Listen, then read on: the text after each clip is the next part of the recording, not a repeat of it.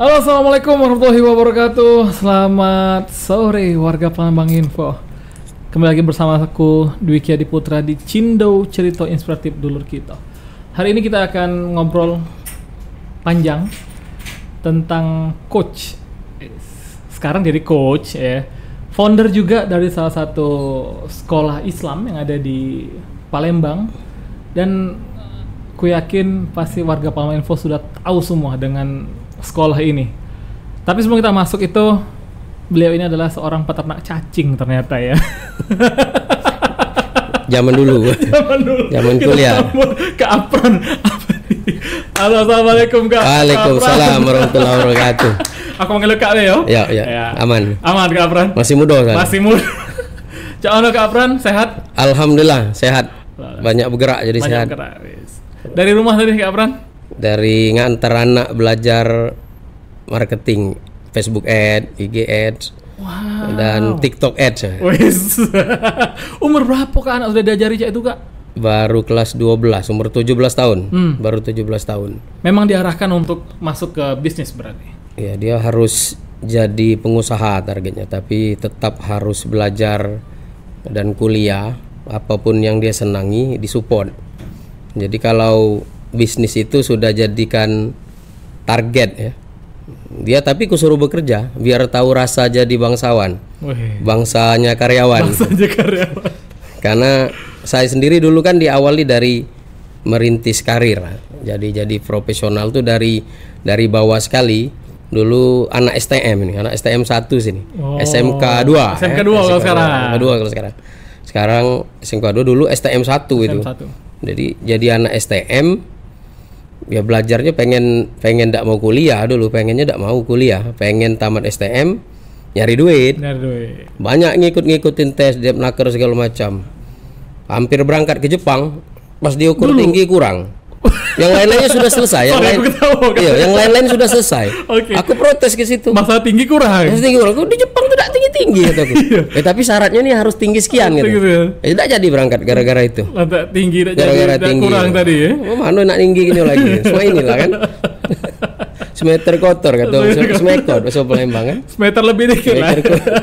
Nah, itu cerita dulu lah itu zaman merintis. Jadi anak pun dulu masuknya di pondok di Solo. Jadi selesainya di pondok, tapi pondok itu fokus belajar IT karena anak ini senang IT kan. Jadi dia belajar di situ fokus. Ya sudah sempat bikin buku tentang apa itu bahasa mereka itu. Sempat di coding gitu. Ya, coding itulah. Pokoknya aku tidak terlalu paham. Tapi mereka hanya belajar 2 tahun. Hampir tiap hari itulah dipelajari. Jadi agak mahir mungkin di situ.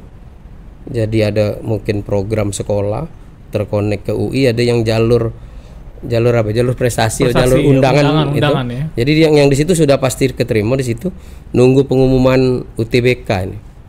Jadi arahnya memang ditarget untuk jadi entrepreneur lah bahasa sekarang. Entrepreneur itu kan bisa bermanfaat lebih banyak. Jadi kalau bukan berarti jadi karyawan itu hina, bukan. Banyak yang berhasil banyak. Sambil jadi karyawan pun bisa jadi pengusaha kan.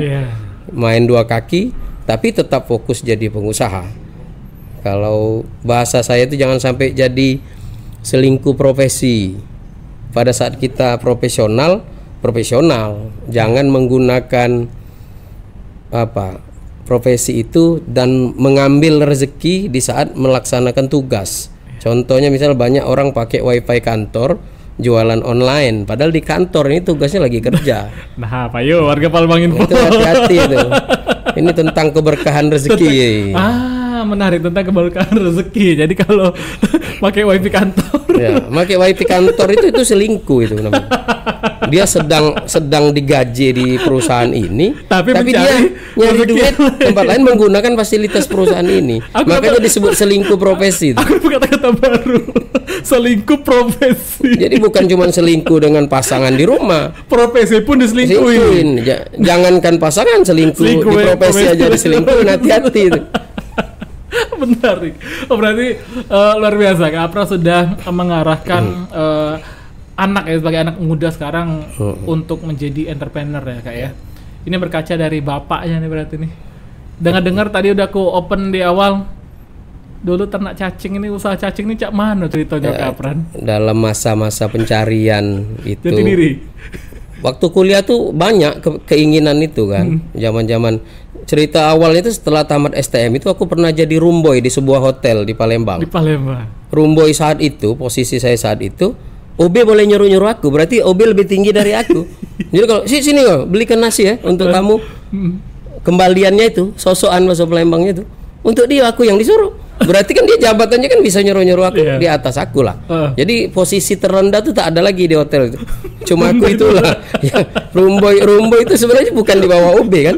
Tapi kalau OB itu senior, jadi dia bisa nyuruh-nyuruh. Nah, itu diawali dari situ pertama kali menghasilkan uang sendiri. Nah, terus saat kuliah mencoba tadi banyak mencoba ikut-ikut MLM. Hikmahnya tuh bisa jadi berani ngomong kan.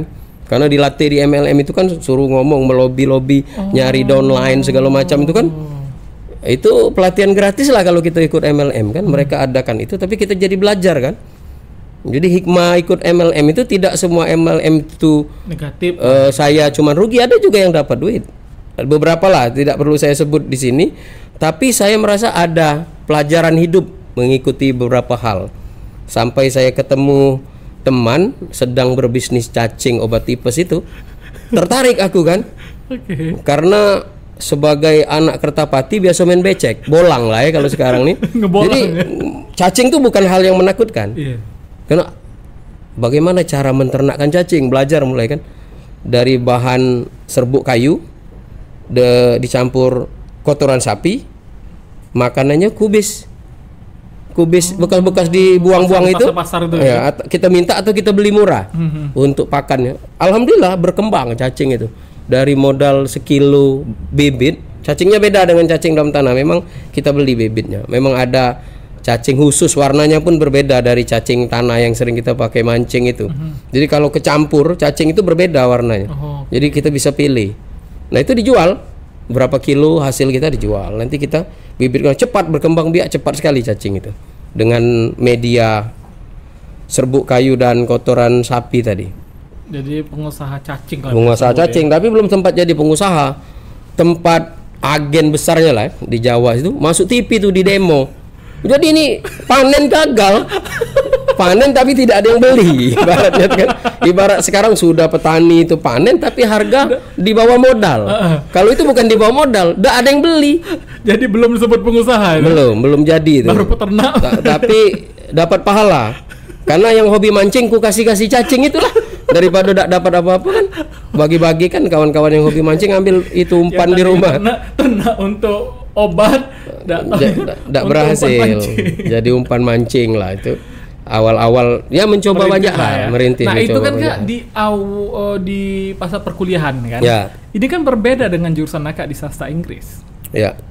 Sebenarnya ngambil jurusan sastra Inggris, saya itu kan zaman dulu tes masuk kuliah Unsri dan UI itu ngincarnya teknik mesin karena anak STM dulu. Skornya kurang, malah terterima di ilmu tanah. Tapi aku ngitung-ngitung kalau aku kuliah di Unsri di ilmu tanah, aku harus benar-benar tidak bisa sambilan.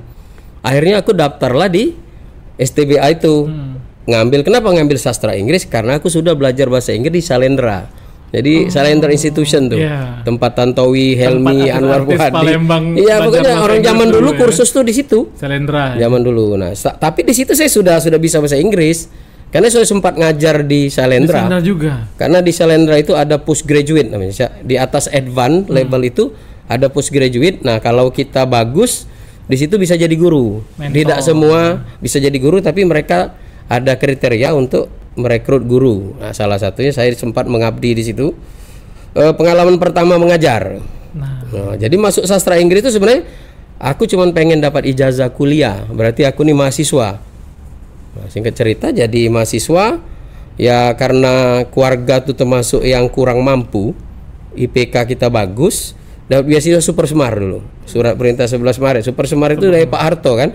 Jadi saya tidak bayar sebenarnya kuliah tuh. Beasiswa.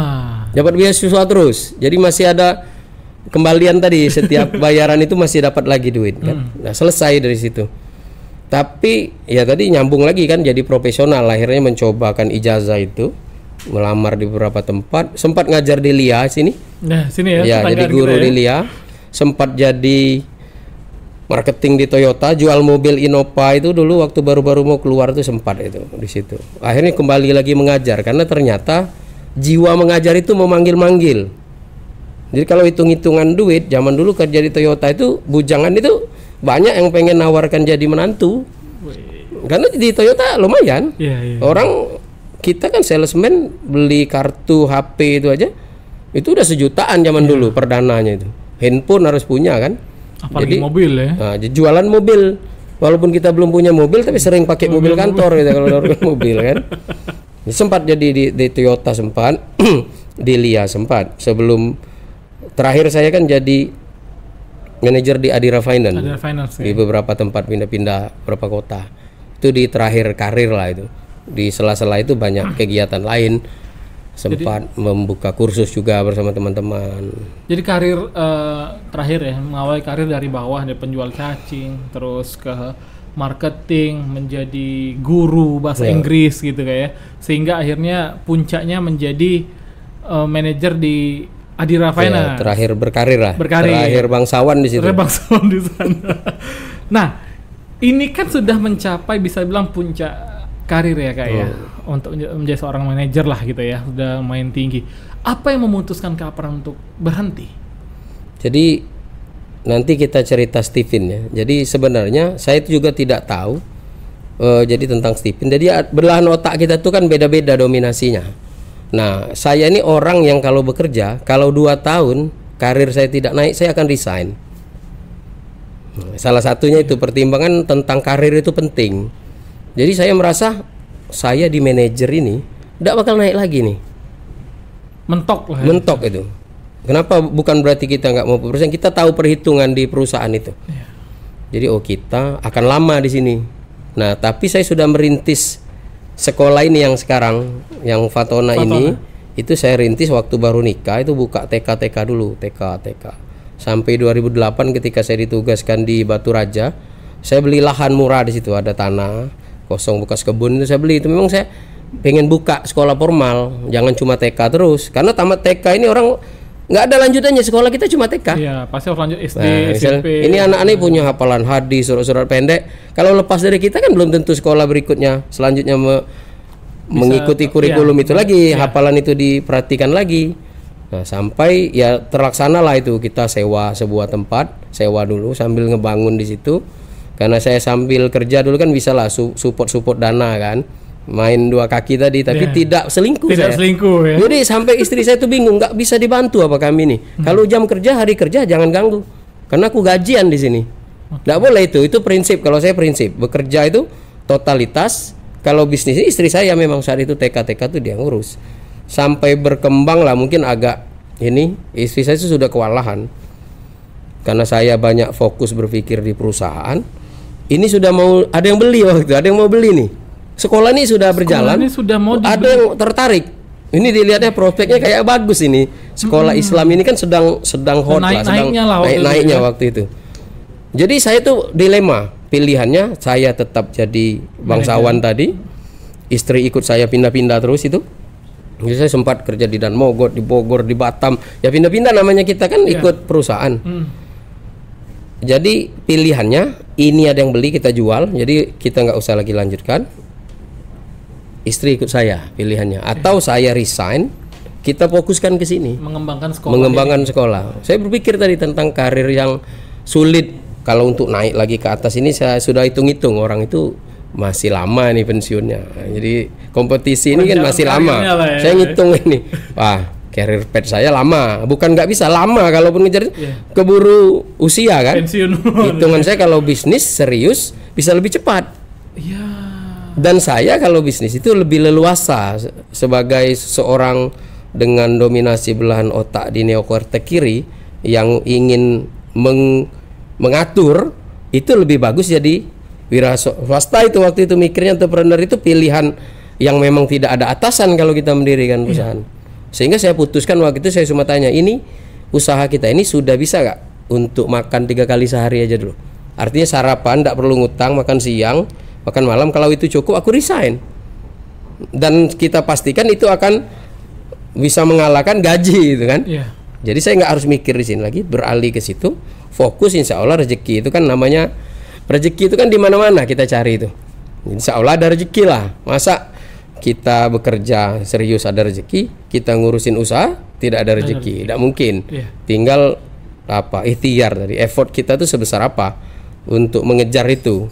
Jadi saya berpandangan ya, koreksi aja kalau salah itu. Jadi rezeki itu bukan jumlahnya sekian tetap sekian. Jadi kalau kita melakukan lebih, disiapkan lebih gitu. Iya. Ibarat air hujan itu kan rezeki. Kalau kita minta hujan, mestinya kita siapkan banyak wadah, banyak tempat tampungan. Jadi kalau kita minta rezeki banyak, ya kita harus siapkan menampungnya itu. Jadi lakukan usaha yang banyak sehingga kita dapat air hujan banyak. Usahanya apa? Ember keluarkan, baskom. Bukan hujan, kita minta tadi air. Giliran dikasih kamu cuma siapkan seember gitu lah. Segayung. Berarti kan kamu nggak serius, berarti kamu minta. Usaha kita sungguh-sungguh tuh menunjukkan keseriusan. Sehingga kita tuh pantas dapat air banyak dia, karena dia nyiapkan banyak ember gitu kan, banyak wadah. Nah, jadi kalau kita ingin dapat rezeki banyak, menurut saya ya effort kita yang banyak, termasuk saya menyiapkan anak saya nih buka toko pempek. Ini ada bisnis yang sedang saya hold, ada stop dulu ini, kita lagi fokus ke sini. Anak saya yang saya suruh fokus ke pempek ini, ya saya ingin itu menunjukkan bahwa kamu tuh pantas gak jadi pengusaha. Urusin dulu pempek ini. Dia harus serius gitu, karena kalau dia tidak serius, ya gimana? Orang serius saja belum tentu hasilnya maksimal kan? Ya, apalagi orang yang main-main. Iya, apalagi yang seperti maju mundur, mendingan tidak usah saya bilang. Benar. Tapi makanya saya kirim belajar ini, belajar itu. Wow. Bahkan anak saya bilang, aku nih bakal berkurang ini tidur siang, karena harus banyak bikin konten katanya kan. Itu resiko, pilihan. Mendingan pusing sekarang daripada nanti sudah tua baru pusing kan. Pusing saat muda itu bagus. Daripada pas tua pusing. Oh, jadi itulah Kak Apran memutuskan untuk resign ya. Resign dari menjadi bangsawan tadi. Dari profesional. Untuk di sekolah tadi. Kak, boleh share dikit Kak perjuangan awal membangun sekolah ini dan kenapa namanya Fatona? Baik. Jadi awal nikah lah cerita bangun sekolah. Saya kan memang sudah guru ya, dari bujangan sudah guru. Mungkin diterima oleh mertua tuh karena status saat itu guru.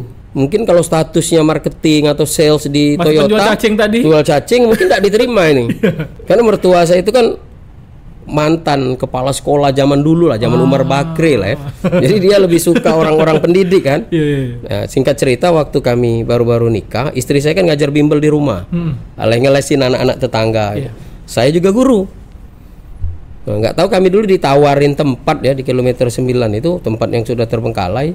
Kalau mau urus katanya, karena kan buat bimbel di rumah itu kan nggak serius lah di rumah namanya ngajar. Terbatas tempatnya. Kita lihat singkat ceritanya, kita sewa lah dengan murah. Pertamanya kita bingung kan mau dibikin apa, itu ada 13 kamar tempat itu. Besar ya? Ya bekas kayak kos-kosan gitu. Bekas kayak tempat-tempat ngekos itu. Akhirnya kepikiran bikin kosan aja, ini tersedia kan, kita harus bayar sewa. Tapi karena kita nggak punya duit, sewanya nanti nunggu ada duit kan. Dibolehkan karena tempat itu harus kita perbaiki kan. Ya akhirnya jadi juragan kos awal-awal. Tapi kayak nggak cocok ya. Kita ngajar jadi juragan kos. Ingat ceritanya kita kepikiran, kita terima kos-kosan dibagi dua, depan kita buat TK, di belakang tetap kos-kosan orang yang berkeluarga aja. Nah, akhirnya punya anak TK di selain itu memang lebih aman orang berkeluarga ini. Kalau ngekos itu pengalaman waktu itu lah. Singkatnya kami seleksi lah akhirnya kan, ini banyak. Kalau yang single-single ini kan sering datang kawannya nih, bikin repot kita kan, masa nyegah tamu gitu. Nah, akhirnya kita daripada itu udah yang aman aja dan buka TK akhirnya. Disitulah berawal buka sekolah. Nah, bikin yayasan kan, yayasan nama Yayasan Frania. Frania itu nama saya, Pran, dan Kurnia istri saya. Tapi saya punya mimpi itu, kenapa Franianya pakai M? Saya berpikir suatu hari di luar negeri harus dibuka, Francisco and California. Itu ada yang terselubung, doa terselubung di belakang nama kami itu. Saya bilang kita nih harus ke sana. Punya mimpi. Mimpi itu kan bebas. Kalau mimpi itu boleh bebas, tinggi-tingginya. Jadi kalau katanya itu kalau memanalah bulan. Kalaupun nggak kena bulan, anak panah itu akan lebih tinggi dari orang yang memanah ke depan. Tinggi dia. Saya kan menargetkan tuh tahun 2025 ini, target saya waktu itu ada 25 sekolah Fatona ini. nggak tercapai, cuma 11. Tapi orang yang nggak pernah bermimpi punya 25, sekarang sekolahnya mungkin cuma 1-2 gitu. Nah seperti itulah kira-kira kalau bermimpi, target itu jangan kecil-kecil. Kalau kita kecil gampang dicapai. Katanya itu kalau kita tidak takut, orang tidak mentertawakan, target itu belum besar. Harus menakutkan. Besar, menakutkan, mengerikan target itu.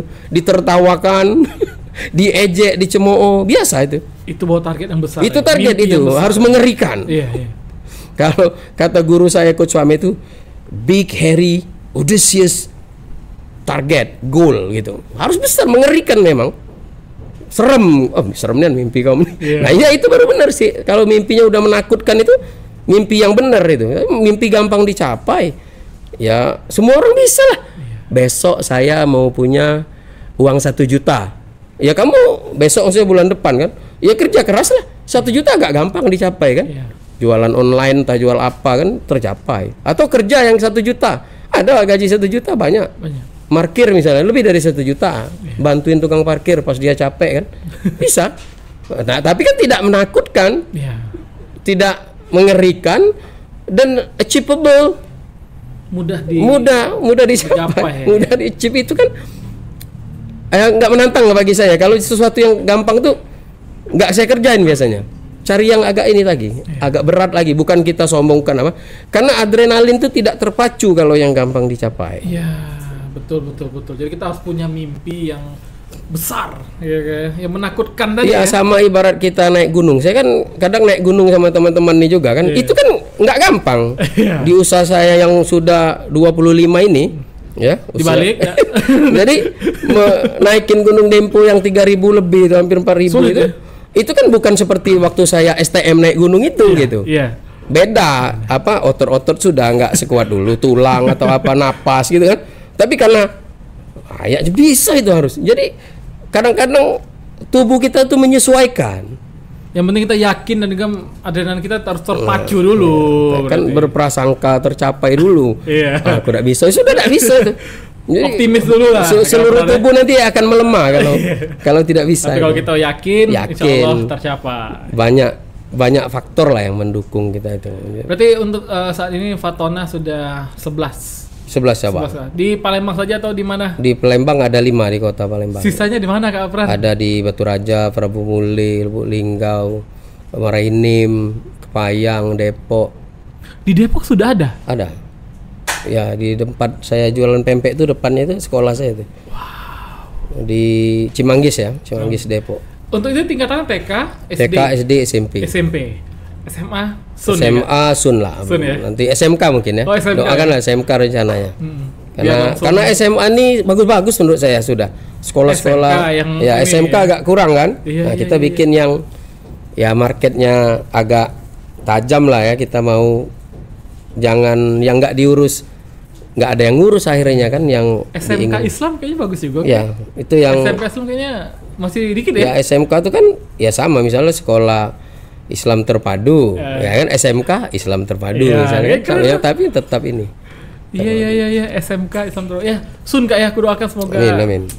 segera tercapai nih 25 target kesempatan tadi. Kak, aku ingin bertanya nih, mungkin warga Palembang Info sempat mendengar, termasuk aku ya Kak ya. Dulu di tahun lalu aku sempat ngobrol sama teman-teman lah. Dulu sama Kak Agung, kalau Kak Agung di Utopia. Semua ngobrol lama sama dia tentang Steven. Kak Apran ini kan sebagai salah satu coach atau expert dalam Steven. Kak mungkin boleh dijelaskan nggak Steven ini apa dan seberapa penting sih untuk kita ya anak muda ataupun masyarakat zaman sekarang lah. Baik. Steven itu saya jelaskan dulu. Steven itu sebuah tools ya. Jadi ada sebuah alat yang kita gunakan untuk mengetahui, memetakan potensi seseorang. Nah, setelah diambil sidik jari itu dengan sidik jari, nanti keluar hasilnya bahwa ketahuan di belahan otak mana kita ini dominan tiap orang itu. Hanya dari sidik jari. Sidik jari. Jadi sidik jari ini banyak gunanya sidik jari ini. Jadi ini kan terhubung ke otak kita sebenarnya. Retina mata itu terhubung ke otak. Semuanya itu kan ada hubungannya. Jadi ini bukan tentang sidik jari ini cuma untuk absen, banyak guna sidik jari itu. Tapi bukan berarti hanya dengan sidik jari bisa, kan banyak alat untuk mengetahui potensi seorang itu, bukan cuma Stephen. Tapi saya praktisi Stephen, saya bersertifikasi untuk menjelaskan itu. Jadi banyak Stephen itu tematiknya, misalnya Stephen parenting, bagaimana orang tua menghandle anaknya dengan belah nota yang berbeda misalnya. Bagaimana seorang pimpinan mengelola karyawannya yang berbeda-beda ini. Yang 5 belah nota itu nanti terpisah lagi. Jadi ada jadi 9 dia nanti.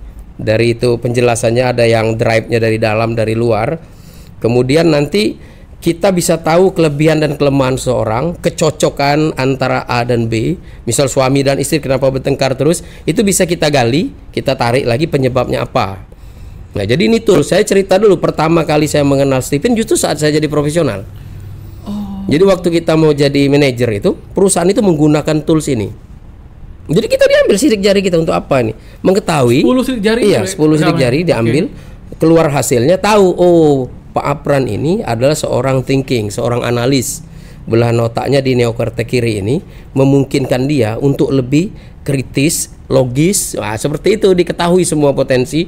Kita orangnya tegaan, tidak pilih-pilih, tidak pandang bulu. Nah, itu kan ketegasannya kelihatan di situ. Jadi hasilnya itu ada penjelasannya. Apa potensi, kelemahan kita, kecocokan kita. Sehingga orang itu dengan kita tuh tidak lagi menduga-duga.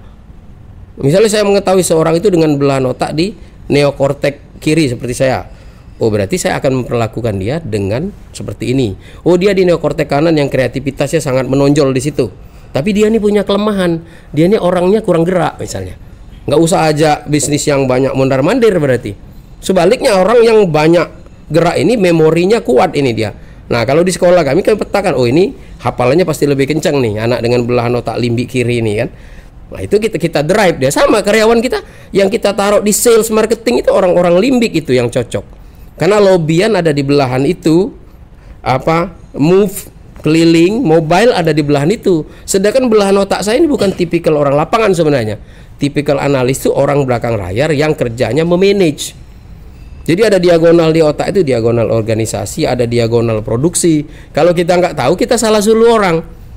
Misalnya orang yang mestinya di belakang layar, kita suruh ke lapangan. Itu dia kesel, dia capek, nggak produktif.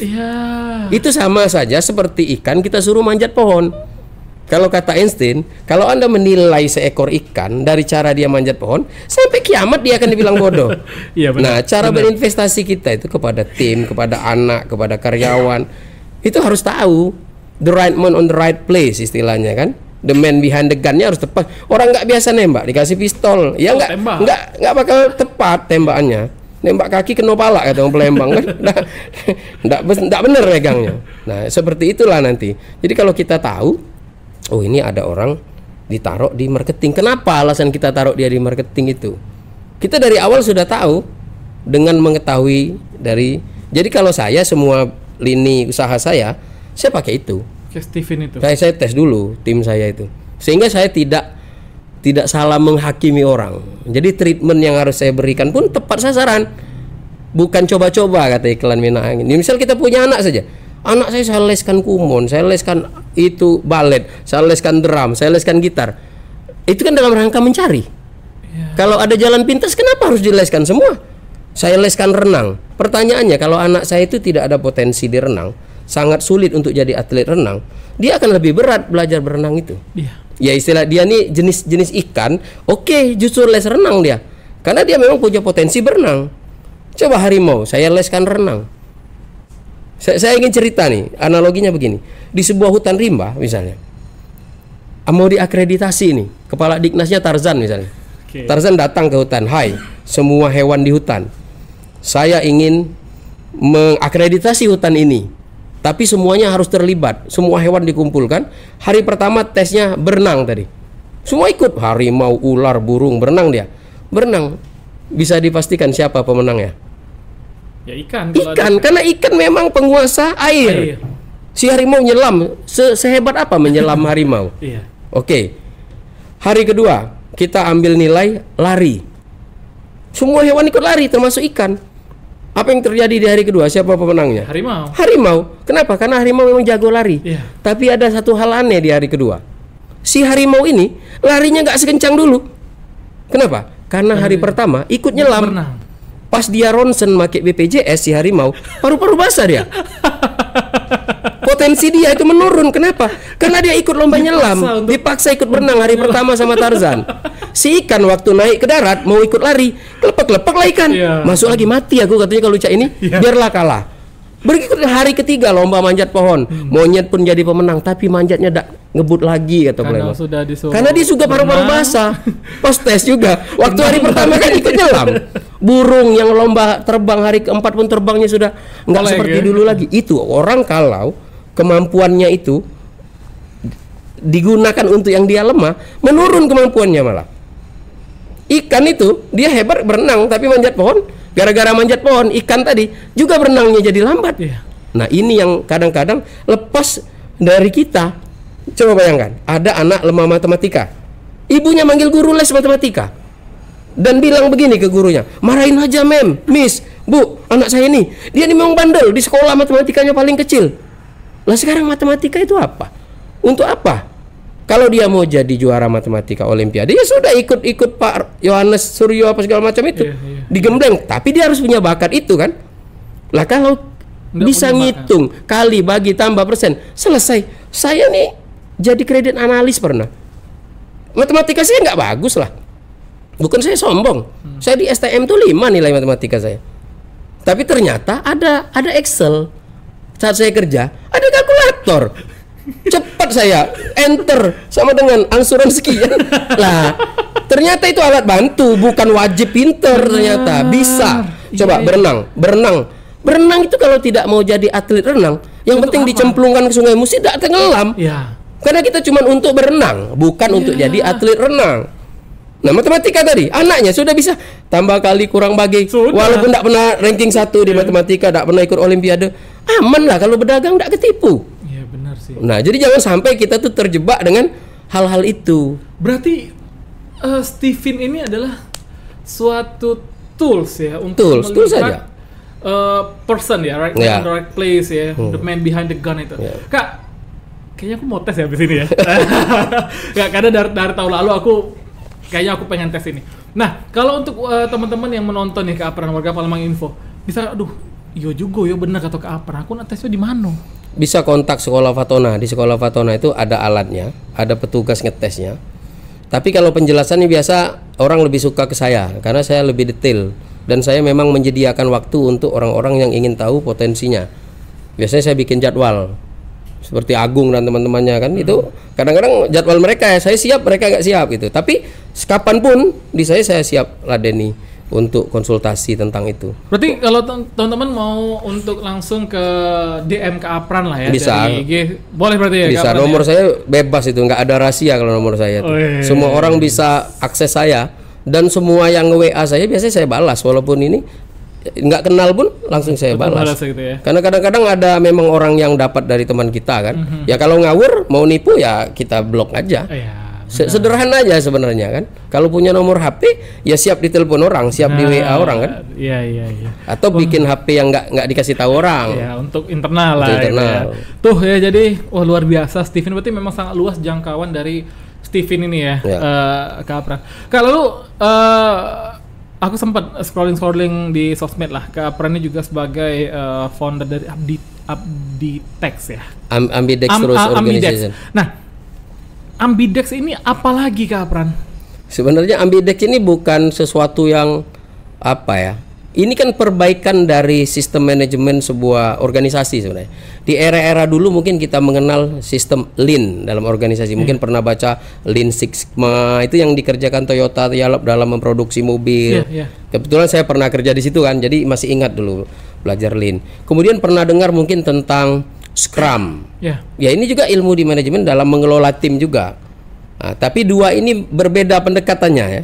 Jadi sebenarnya sistem Lean itu lebih cocok ke Gen X. Saya kan Gen X.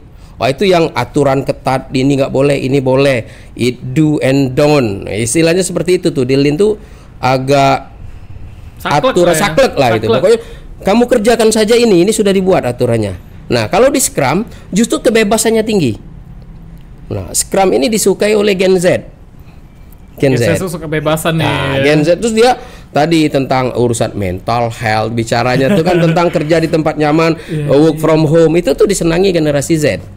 Nah, dan ini kan agak-agak beda nih dua kutub ini. Belakang. Nah, ada yang menengahinya, namanya ambidextrous. Nah, ini Kak Apran yang membuat ini? Bukan, ini ada jurnal internasionalnya, tapi saya ada guru juga saya nih belajar itu dengan Mbah Don, kalau orang Malang itu, saya belajar langsung ke beliau. Jadi saya ini banyak guru sebenarnya. Jadi kalau kita ingin banyak tahu hal ini, banyak belajar, banyak guru tentunya. Nah, beliau itu mengajarkan saya tentang itu dan saya terapkan di organisasi. Setelah saya belajar ambidex dan scrum dengan beliau, jadi saya tuh sebenarnya sudah ambidex sebelum waktunya. Jadi yang saya lakukan sehari-hari itu sebenarnya itu namanya ambidex katanya kan. Makanya dia mengajak saya untuk memperkenalkan lah ini, memperkenalkan ke banyak teman-teman UKM juga, beberapa ada yang sudah saya bimbing mempelajari itu. Sebenarnya kalau kata ambidex kan yang kebanyakan tahu orang itu orang yang menulis dengan tangan kanan sama bagusnya dengan tangan kirinya.